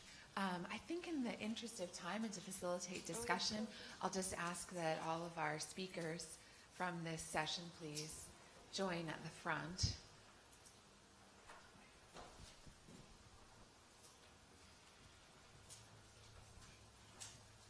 And Sarah and I have the microphones waiting for your questions. Can I have the mic? So I'll ask Take a question. advantage. And it's sort of very loosely formed, just as I'm thinking through what Shelley said in that amazing photograph you showed of the coffin. But the role of photography, it's quite a broad brush question, but in the idea of preserving these spaces, and also relates to, I think, points Chris was making about surface and the kind of capturing that the surface qualities of these spaces, and also then relating to your talk about the dissemination of ideas about Pompeii and these sites, obviously often mediated through the photographic image. So it's a very loose question, but you must have thoughts about this role of photography in both disseminating these ideas and about preserving the space as well.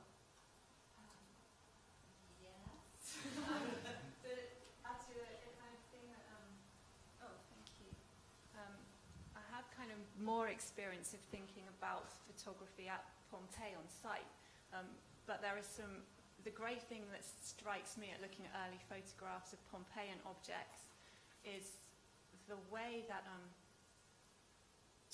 on one level for this paper I was sort of interested in the idea of the photograph as the archive, that kind of authenticity, that's it, makes the verb of that, makes that happen.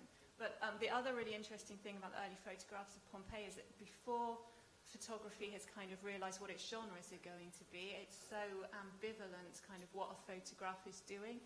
And the best examples are the photographs of Fiorelli's body casts, where the photographs are kind of partly archaeological, but they're partly kind of like the thing is, they're lit like it's a sculpture, and they're also partly almost forensic and trying to sort of get up close. So there's some really interesting things, I think, that we forget looking back at the 19th century about.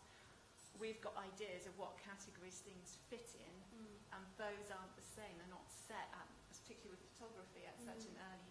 But you could say the same, couldn't you, for the photographs of Alma-Tadema's house as well? That are they document, but are they something else? Are they kind of pointing to the possibility of other places? And I think that's kind of and also, is there. I guess coming from that is, although we all know it, we tend to overlook that thing about how long it takes to take a photograph in the 19th century, because you were talking about the kids with their iPhones.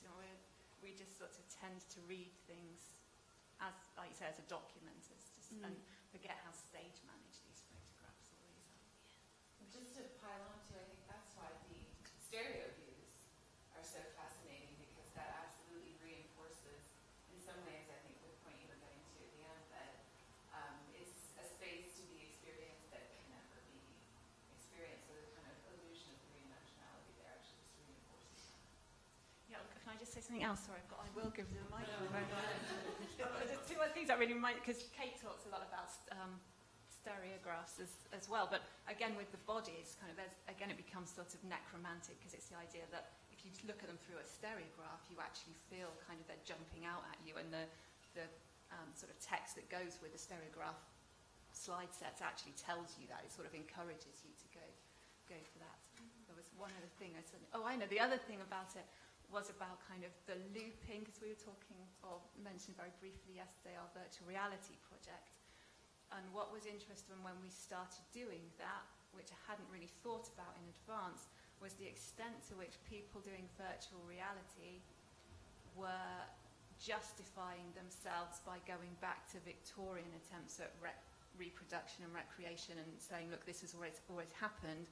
And likewise, you could see that people writing about the 19th century were using sort of new sort of technological terms to kind of try and make the 19th century seem more relevant. So these things get tied in these loops all the time. I'm definitely hands-on. Just on the question of time with photography, I've got a set of photographs of a house in Kent, and you can tell from all sorts of things, the clocks in the room for short time, the seasons for long time, and the changes in the apparent use of the rooms for longer time. And so I believe that set of photographs took more than a year, in all seasons and at all times of day.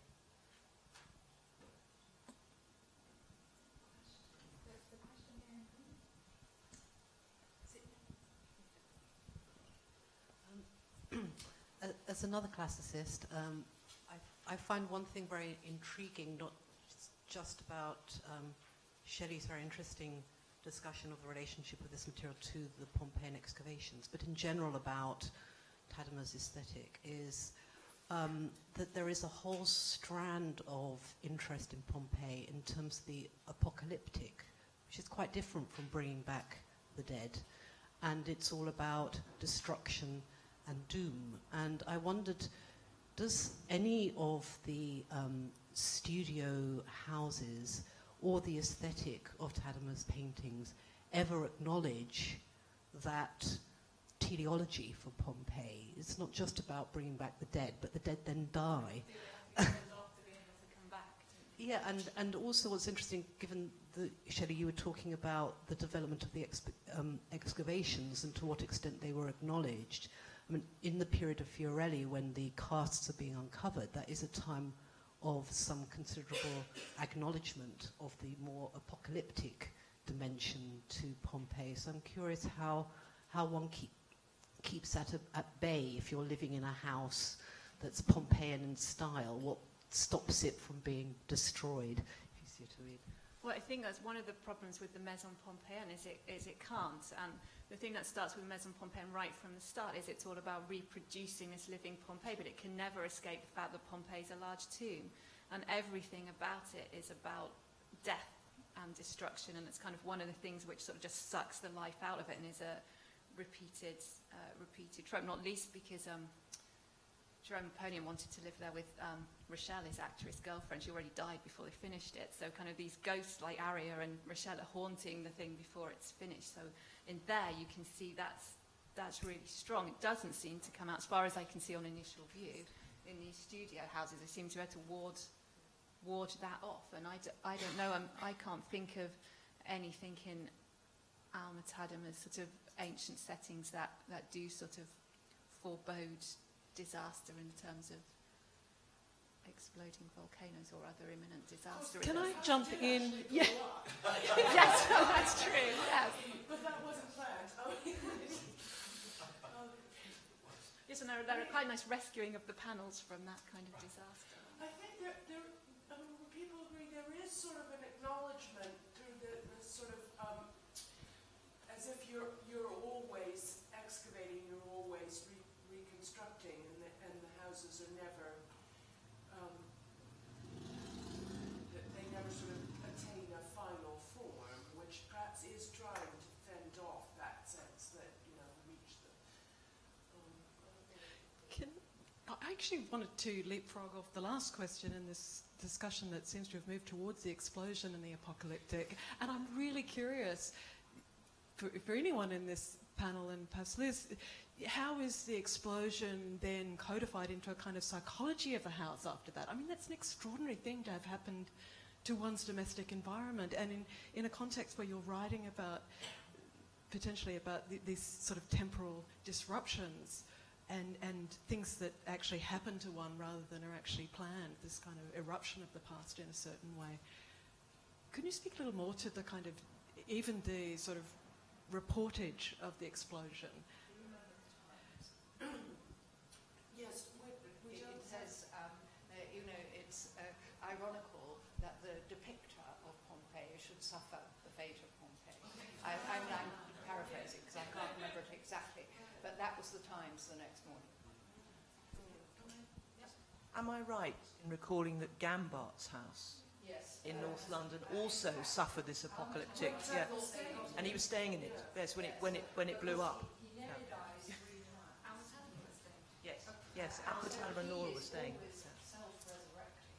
It's absolutely extraordinary. He nearly dies at the operation that he comes to London to have. He nearly dies at Gambart's house, and he's away from his own house when it's destroyed. And so he must feel that this is sort of cat. There are wonderful news photographs of, horrifying wonderful news photographs of the devastation, which is very complete. And that's one of the things they do. I mean, there were, I forget how many of those Dutch cupboards, were there 17 of them or 14 in Charlotte? Yes. And they were blown to smithereens by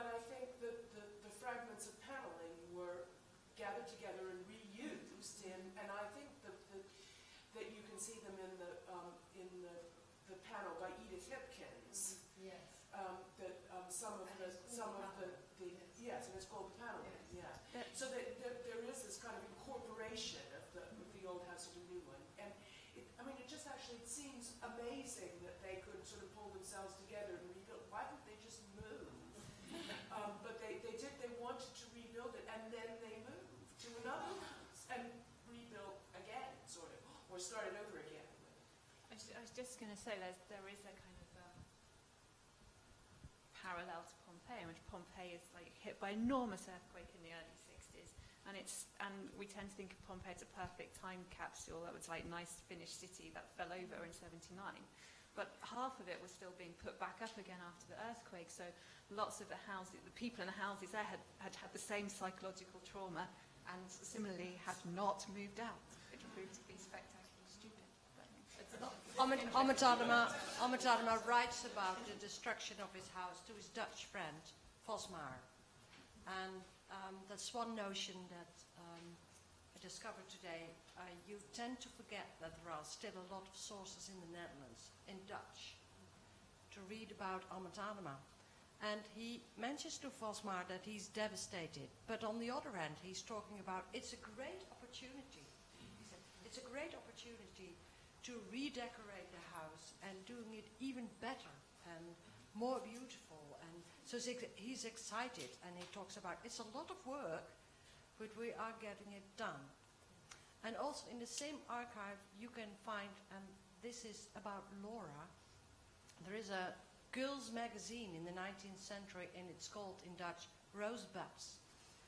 And it must be written for girls of some substantial means, because normal people couldn't have a subscription to a girls' magazine.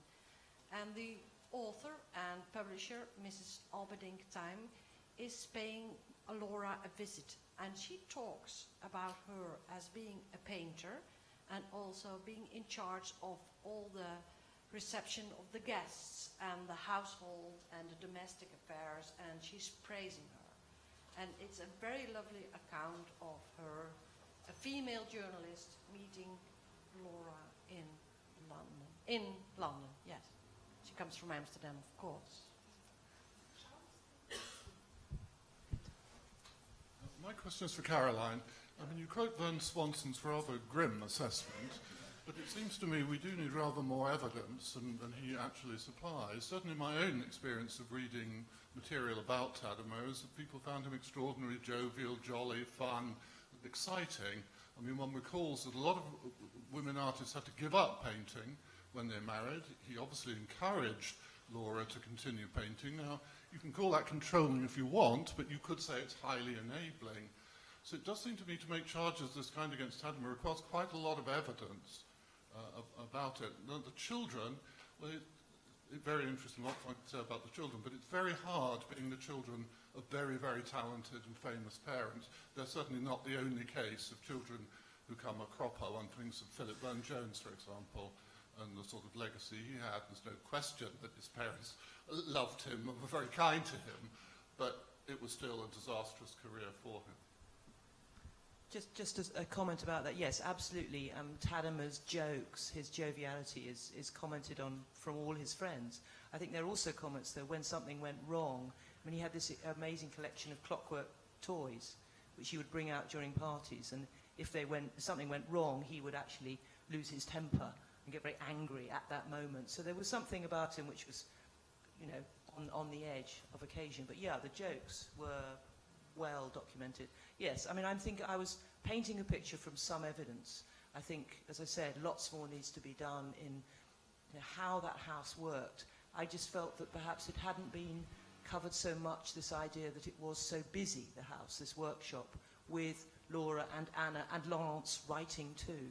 I mean, I think Lawrence's novel is powerful when you read it. It's bad, but it's powerful. So I think it's that layering of possibilities. But I'm certainly not, you know, claiming to have an answer or sort of pushing. I'm just pushing a little bit in a slightly new direction. Sorry, Liz, did you? I just want to note there was also, I think, a studio for Emily Williams, Laura's sister, in the house on the second floor. Yes, he was there as well. Yeah, and we have got a complete set of plans of the Grove End Roadhouse, which anybody can look at over lunch. But actually had two things. One was actually thinking about the controlled self-staging as relating to being a foreigner inserting themselves in a new environment. It's something I see a lot with the kind of the ways in which interiors are staged by my artists, who a Polish artist living in Istanbul, for instance, and those who are on the move. Vereshchagin, who moves to several different countries. There's a kind of spectacularizing of his studio in the accounts of it. And one suspects that a lot of that is very self-consciously about being a foreigner and inserting oneself into a culture, and I wonder whether Tadema is thought of in that respect. The other question was actually one about the relationship between surfaces of paintings and surfaces of objects, and perhaps it relates back to Christopher's paper this morning, this question of the differences between the way these two things operate because of the sort of materiality of objects themselves, that they push back in a way where the surface of the painting can be manipulated much more readily, I suspect, in terms of particularly historic objects, the staging of historic objects. Just a comment about Tadema's desire to be British. I mean, that's obviously a driving force. I mean, I've been talking to somebody who's just writing a history of the Athenaeum now, and you couldn't be a member of the Athenaeum unless you were British. And Tadema became a member of the Athenaeum as soon as he could. And then he's one of the team. It's Pointer, Tadema, and it's not Leighton. I can't remember the third artist, but they're all involved in the new decorations of the Athenaeum in the 1890s, and it's a very prestigious request to members of the Athenaeum who are prestigious artists. So I think that sort of, being British was certainly driving force, and that sort of collecting and then presenting himself not exactly as a British, not as a normal Englishman. So it's very, those layers are very interesting. I don't know, he never seems to have lacked confidence. I guess that's interesting about him.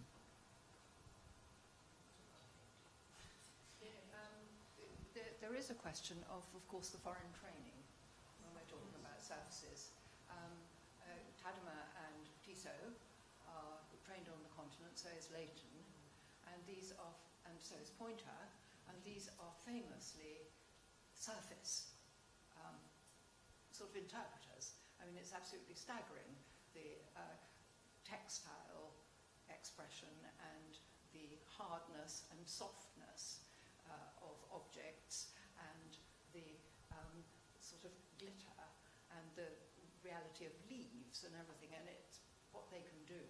And of course it was very much respected as being mark of hard work. We must never forget that. You only have to think of the Whistler Ruskin trial to know the evidence of work, and it's so apparent in these continentally trained artists. Nick, did you still have your question? I did. There you were very patient. Sorry, I'm not just going back to these really interesting stories about how the whole family had their studio space. This is potentially too broad a question, but I wondered if the panel or anybody else has felt, thinking about that and being shown those images, how that helps us think about the way that women artists often have to use kind of in-between spaces they may not have as semi-professional managers, a dedicated studio. Does that help us rethink how those kind of hybrid spaces were used by women artists in this period? One slide which I left out, but I'd thought of putting it in, was the only other multi-purpose house that I know of is the Thornycroft family in Melbury Road, where both parents were artists, and Hamo Thornycroft, the well-known sculptor, and the three daughters, I think, were also artists, sculptors, painters. And the house was divided up for all the family. And there were no real sort of living rooms. They worked. They went off. They disappeared every day into their studios. The problem there is we only really know about Hamo, and he was the only one photographed in his studio with his works in his sort of, the standard artist at home picture. And we don't have any images of the girls in their spaces. So it's a sort of answer back is there's that example of women having studios, but we don't see them in their studios in the way that the men are photographed. So that's there's a problem of an archive, to work with. So it's just something. The Solomons.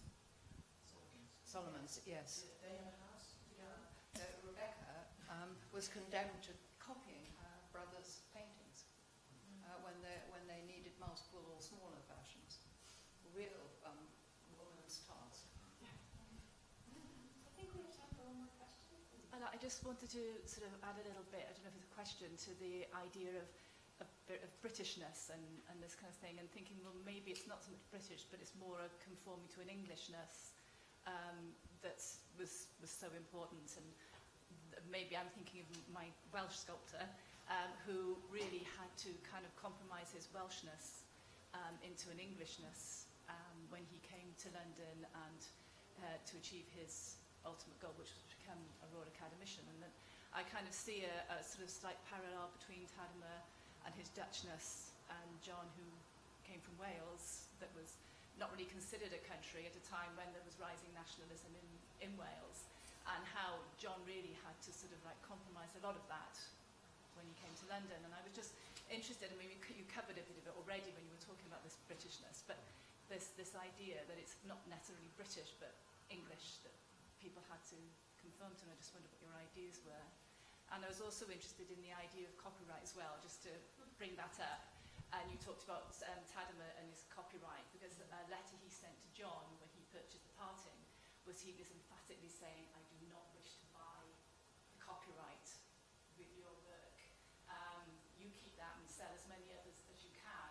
He just wanted the work. And it was just interesting. I just wanted to add that and see what comments you might have had to go with that. I found the copyright really interesting. I didn't know anything about it. And then it popped up online, and Kew, the Public Record Office, has got these copyrights, and I had no idea and I hadn't thought of going there as a resource and think about where the artists are controlling their work. They also have a male who took the photographs for the artists at home, obviously took several views. And there again is it's the Public Record Office. He copyrighted his photographs, and there's one of Alma-Tadema, and it's a different view of him in the studio to the one that was published, and it's in the other direction. And I didn't use it, but it looks as if the studio in that is slightly sort of tattier, sort of not quite so finished, and it's as if Mail took a series and then Tadema chose which one went in, because I'm assuming those photographs were chosen by the artists from ones that Mail took. So I think that just evidence that there were other versions is interesting. But then also Mail was copywriting them, and they're attached to his copyright. On the Englishness, I think it's a really interesting issue. I think Leighton, Daniel Robbins has written a bit about Leighton being educated abroad, and then his sense of being a sort of newcomer coming into the Royal Academy and just doing it better, and the sort of issues around that. So I think you could pick several artists who are sort of outsiders, and then work out how they move through the English art world. So it's quite a big topic, and I'm not going to venture.